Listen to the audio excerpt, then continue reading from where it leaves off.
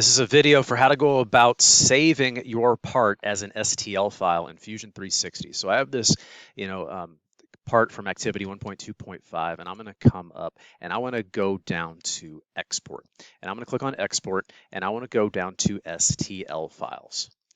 And this says this file type requires Clown's translation, which may take several minutes. So it might take a little bit, but you want to make sure that you give it a little bit of time. It depends on the size of the part and the detail of the part. Notice where it says location. If you want to make sure that you save this, let's say to your desktop, you can click on these three dots over here and save it to the correct space. So I always recommend for any student in a class of mine, I just save things to my desktop. I organize them later, but if you have folders set up in a separate way to be more organized, you could place those in there. And you can click export, and it's going to go ahead and start creating an export of the object, and it'll eventually show up in that area wherever you wanted to place it. Now you'll get this screen pop up, it'll tell you the status, and once it comes up over here, it can say open in File Explorer is what it'll say over here on the side once it's done.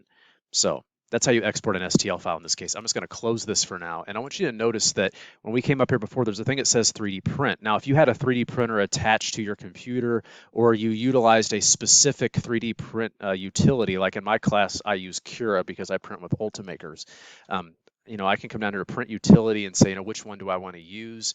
I can say, send directly to it. If I don't want to do that, I can switch where it says medium. I can go to high and say, want a high resolution 3D print where things are more curved. A lower 3D print, refinement, you can have a little bit more of like edges around the outside. Looks a little bit more like a polygon. That curve of the cylinder looks a little bit more like a polygon.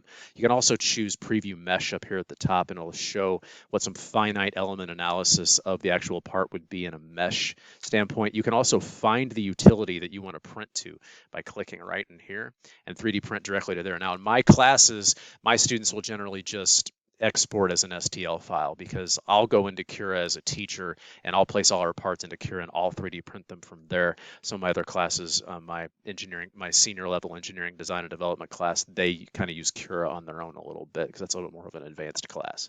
But this is how to export any part that you have in Fusion 360 as an STL file for 3D printing.